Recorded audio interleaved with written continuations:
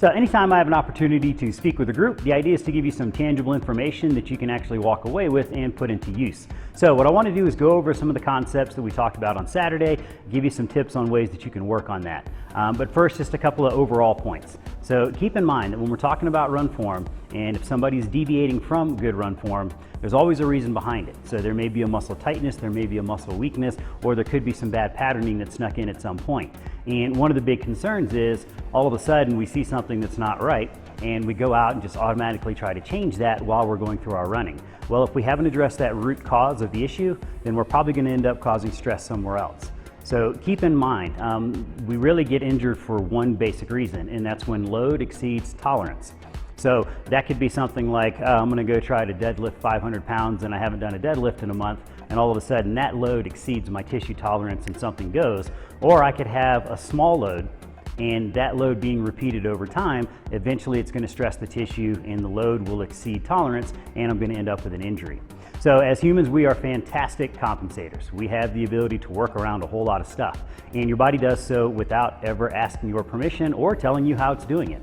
So again, back to that idea of if we see something that doesn't look right in somebody's run form, automatically changing that, your body may have already figured out a compensation. If you're not injured and you're not having pain, your body has figured out a way to accommodate for that. So if you automatically try to change that, odds are you're going to create some stress somewhere else, and we're going to have that law of unintended consequences coming up and biting us in the rear end.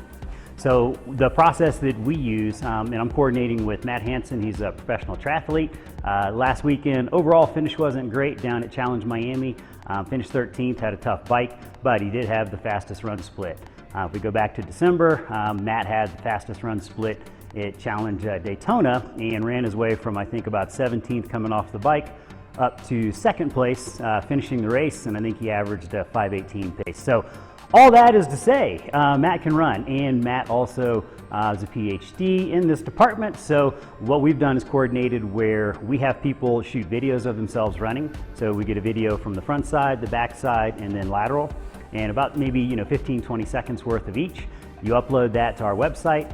Matt and I both go through it. We compare our notes. Hey Matt, what do you see? Here's what I see. And then Matt's going to provide a video analysis for you and send it back as a YouTube clip so that you get an understanding of kind of what he or what we are seeing. And then what I do is go through and put together kind of a program or a process to help address some of those issues. And coming at it from my angle, I'm not just going to give you a run drill. What I'm going to do is turn around and try to give you some things to correct the most likely imbalances or tightness or weakness or cause of your run form deviation so that we can kind of naturally bring you into it.